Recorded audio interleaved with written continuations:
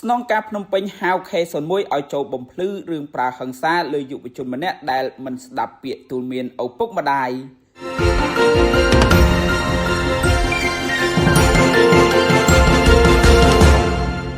ឧត្តមស្នេហ៍ឯកជួននរិនអគ្គស្នងការរងនិងជាស្នងការនគរបាលរាជធានីភ្នំពេញបានកោះហៅឲ្យលោកខេសនមួយចូលបំភ្លឺនៅស្នងការនគរបាលរាជធានីភ្នំពេញវេលាម៉ោង 8 ព្រឹកថ្ងៃទី30 ខែមិថុនាឆ្នាំ 2026 បន្ទាប់ពីរូបគេបានប្រើហិង្សាលើយុវជនម្នាក់ដែលមិនស្ដាប់ពាក្យទូន្មានពីឪពុកម្ដាយហើយបង្ហោះលើបណ្ដាញសង្គមបង្កឲ្យមានការរិះគន់យ៉ាងខ្លាំងពីប្រជាពលរដ្ឋនិងសាធារណជន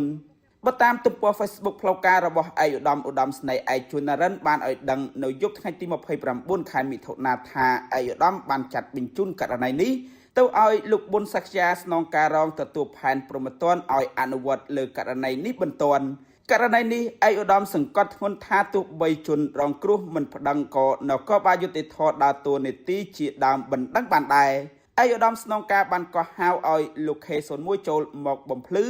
នៅស្នងការនគរបាលរាជធានីភ្នំពេញវេលាម៉ោង 8 ព្រឹកថ្ងៃទី 30 ខែមិថុនានៅជាន់ទី 3 ផែននគរបាលព្រហ្មទណ្ឌជុំវិញនឹងករណីនេះលោកបណ្ឌិតកិនភៀប្រធានវិទ្យាស្ថានទំនាក់ទំនងអន្តរជាតិនៃរាជបណ្ឌិតសភាកម្ពុជាបានលើកឡើងថាបើសង្គមនៅតែអត់ឱនឲ្យអំពើហិង្សានិងអសិលធម៌ប្រព្រឹត្តដោយបុគ្គលមួយចំនួនដោយទូទាត់ជាមួយអំពើល្អឬសកម្មភាពមនុស្សធម៌តិចតួចហើយអាចជាអំពើคล้ายៗទៀតរូបភាពបែបនេះនឹងបន្តមានកាន់តែច្រើនទៀតនៅក្នុងសង្គមលោកបណ្ឌិតបានស្នើឲ្យឯកឧត្តមស្នងការកុំបន្ធូរដៃជាមួយអំពើអយុត្តិធម៌ដើម្បីសង្គមជាតិទាំងមូល